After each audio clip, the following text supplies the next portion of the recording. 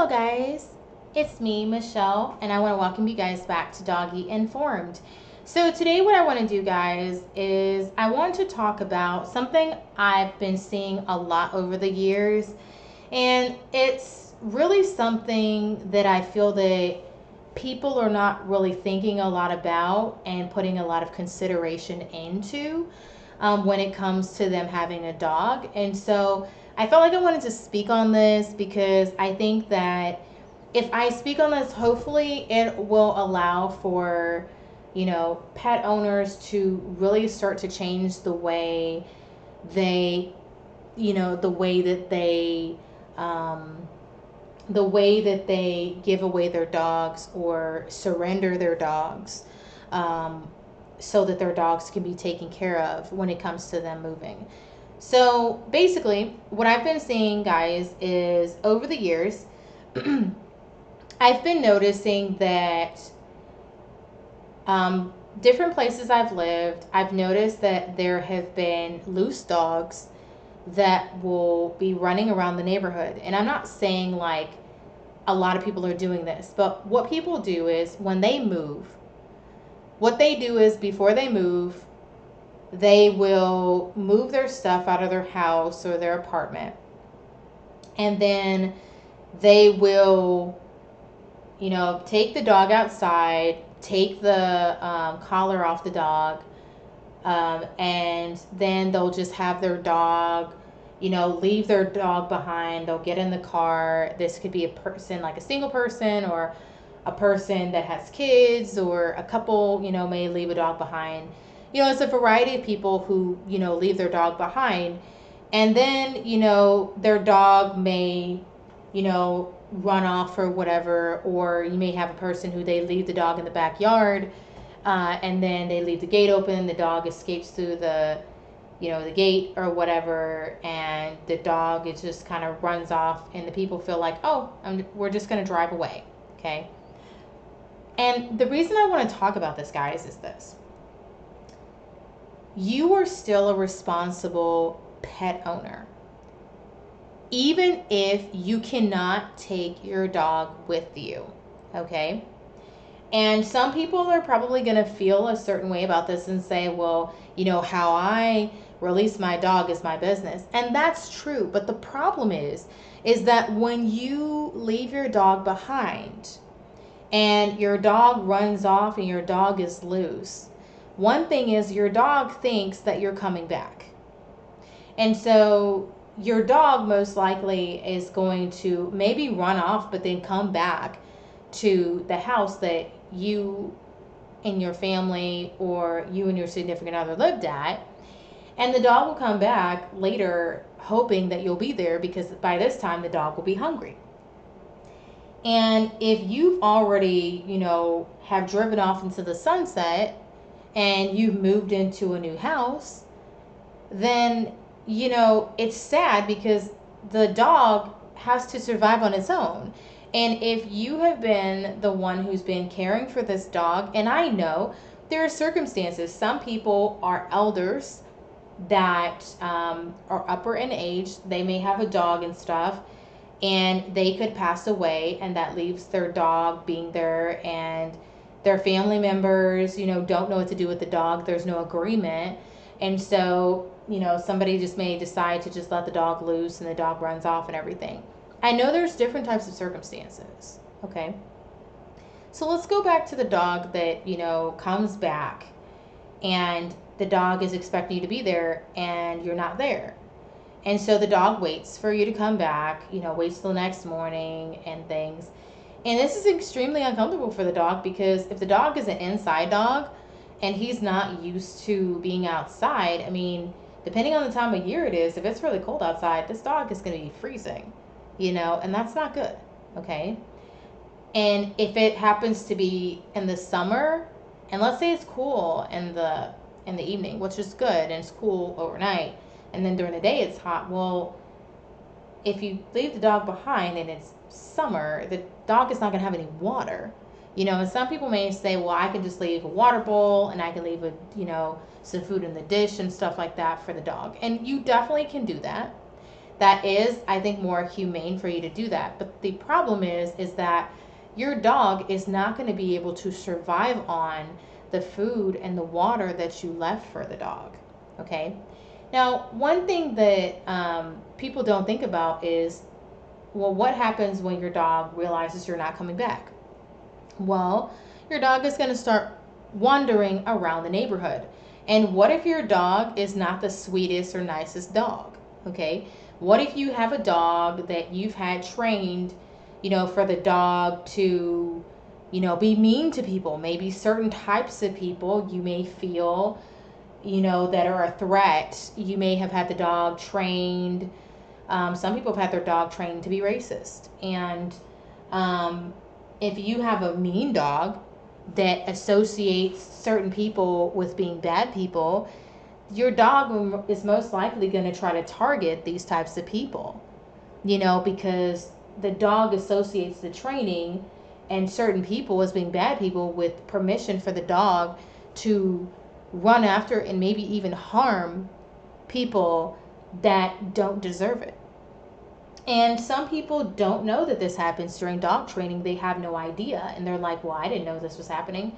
And it's a good idea when you go to, dog training sessions to really be there and watch and see, what types of people do they, train your dog to be against, And these dog trainers, a lot of them don't know that you're not going to be keeping the dog for a long time. There's a lot of different circumstances that result in you having to give up your dog. You may not want to give up your dog. And for people who happen to move, I understand. I completely understand.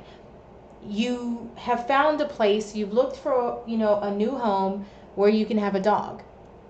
And maybe, you may have to downsize from living in a house to, living in an apartment. And that apartment may not allow you to bring your dog. Or if you have to move in with a family member, your family member may not want you to bring your dog because maybe they have cats or they already have their own dogs, or they may have an allergy to dogs. And so they may not necessarily want you to bring the dog. And so there's a lot of circumstances here where I can see why people would leave their dog behind.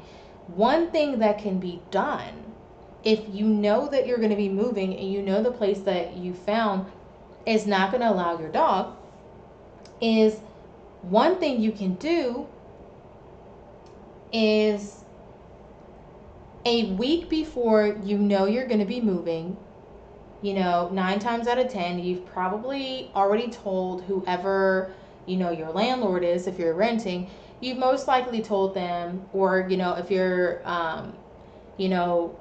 let's say you have bought your house and you sold your house or whatever, okay, you most likely told, your mortgage company, hey, we're going to be leaving and stuff, and you can sell the house to somebody else, okay?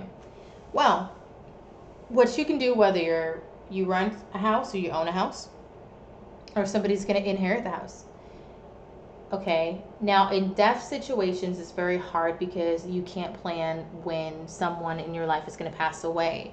So you can't really plan that. But I'm just talking about in the sense of, I want to talk about like in a sense where you're moving. You're going to be leaving behind the home that you're at. Regardless of what type of home it is, even if it's a mobile home, even if it's a tiny home, even if it's, maybe it's a short-term living arrangement that you have or whatever.